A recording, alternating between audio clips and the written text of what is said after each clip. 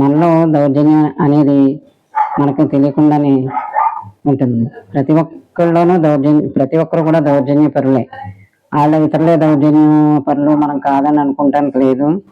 మనలో దౌర్జన్యం, కోపం ఒక భాగమే. నిజంగా పక్షపాతం లేకుండా చూడగలిగే బుద్ధి ఉండాలి. ఆ భాగం మనలో భాగమైంది కనుక మనం ఏం చేయాలి, దాన్ని ఒక సాక్షిభూతంగా చూసి మనలో ఎంత ఉంది అనేటువంటి పక్షపాతం లేకుండా మనం ఎందుకు మనం తప్పులు చూసుకొని ఇతరుల్లో చూస్తాం కదా, అలాంటి పక్షపాతాన్ని ప్రదర్శించకుండా మనం చూడాలి. అయినా సరే మనం ఈ పని చేయడానికి ప్రయత్నించాలి. అలా అలసత్వం పనికిరాదు.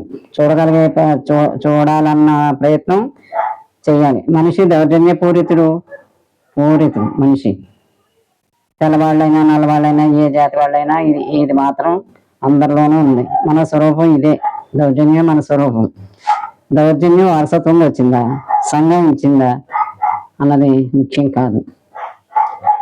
మన ఆసక్తి అంతా దీని నుంచి బయటపడటం ఎలా అనేది అన్నదాని మీదే ఉండాలి.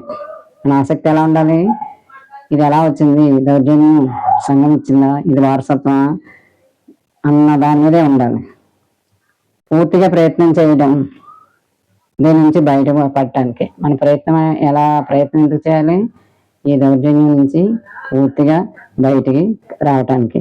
భోజనం, అంతస్తు, మనం తినే భోజనం డైలీ చేస్తాం కదా, అంతస్తు, మన స్టేటస్, ఈ అన్నిటికంటే కూడా ముఖ్యం ఈ దౌర్జన్యం నుంచి బయటపడటమే. ఇది మనల్ని, ప్రపంచాన్ని, మొత్తం మానవ జాతిని నాశనం చేసేస్తుంది. కనుక దీన్ని అవగాహన చేసుకోవాలి. దీన్ని అధిగమించి ముందుకు వెళ్ళాలి. ప్రపంచంలో ఉన్న వీటికి మనం అందరం బాధ్యం. ఈ దౌర్జన్యానికి ప్రతి ఒక్కరూ బాధ్యులే. దీన్ని దాటితేనే ఏమైనా చేయగలం. ఈ దౌర్జన్యం నుంచి దాటాలి. దాని గురించి అవగాహన చేసుకోవాలి. దాని నుంచి నిష్పక్షపాతంగా చూడాలి.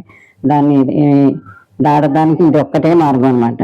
అది దౌర్జన్యం లేకపోతేనే ఏమైనా మనం చేయగలం. శాంతిగా ఉండాలన్నా, మనం శాంతిగా ఉండాలన్నా, ప్రజలు శాంతిగా ఉండాలన్నా, మన దేశం శాంతిగా ఉండాలి, మొత్తం టోటల్ ప్రపంచం శాంతిగా ఉండాలన్నా ఇదే ప్రయత్నం చేయాలి అనే భావనే ఎంతో జీవసత్వాన్ని ఉంటుంది. మనం ఏదైనా చేద్దాం దీని గురించి, ఈ దౌర్జన్యాల గురించి, ఈ అశాంతి గురించి, ఇప్పుడు జరుగుతున్న వాటి అన్నిటి గురించి మనం ఏదైనా చేద్దామన్న భావనే ఎంతో జీవసత్వాన్ని, ఎంతో బలం. జీవసత్వం అంటే ప్రాణం పోసినట్టు అన్నమాట.